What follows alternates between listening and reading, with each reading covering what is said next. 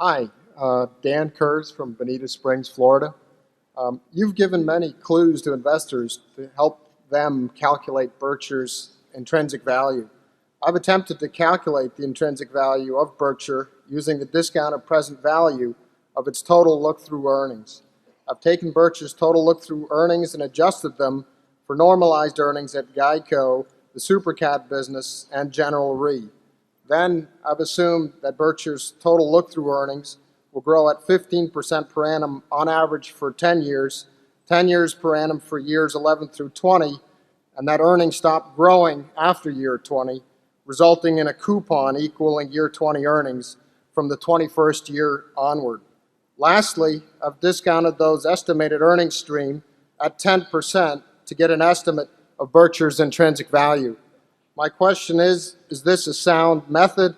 Is there a risk-free interest rate, such as a 30-year treasury, which might be the more appropriate rate to use here, given the predictable nature of your consolidated income stream? Thank you. Well, that is a very good question, and because that is the sort of way we think in terms of looking at other businesses. Investment is the process of putting out money today to get more money back at some point in the future. And the question is, how far in the future, how much money, and what is the appropriate discount rate to take it back to the present day and determine how much you pay. And I would say you've stated the approach. I couldn't state it better myself. The exact figures you want to use, whether you want to use 15% gains in earnings or 10% gains in the second decade, I have no comment on those particular numbers, but you have the right approach. We would probably use a lower discount factor in evaluating any business now under present day interest rates. Now, that doesn't mean we would pay that figure once we use that discount number, but we would use that to establish comparability across investment alternatives. So if we were looking at 50 companies and making the sort of calculation that you just talked about, we would probably use the long-term government rate to discount it back, but we wouldn't pay that number after we discounted it back. We would look for appropriate discounts from that figure, but it doesn't really make any difference whether you use a higher figure and then look across them, or use our figure and look for the biggest discount.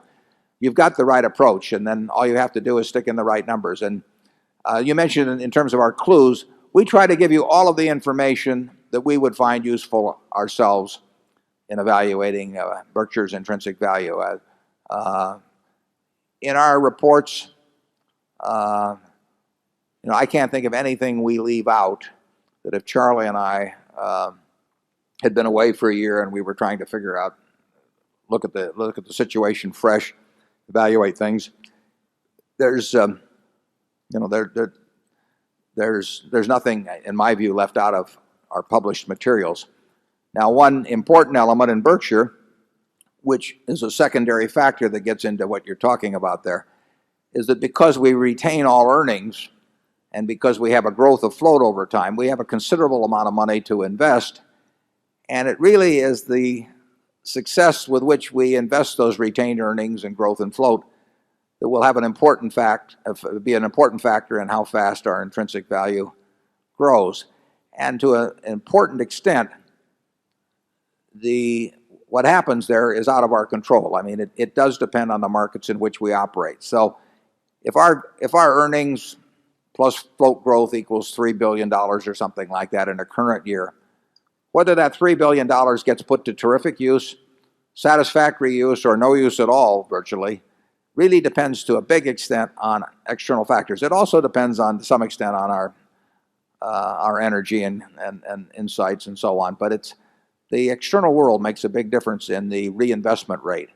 And your guess is as good as ours on that. But if we run into favorable external circumstances, your calculation of intrinsic value would result in a higher number than if we run into the kind of circumstances that we've had the last 12 months. Charlie? Yeah, for many decades around here, we've had roughly 100%, more than 100% of book net worth in marketable securities, and had a lot of wonderful uh, wholly owned subsidiaries to boot. And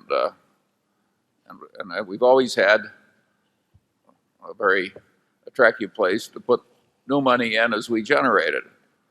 Well, we still got the wonderful businesses, but we're having trouble with the new money.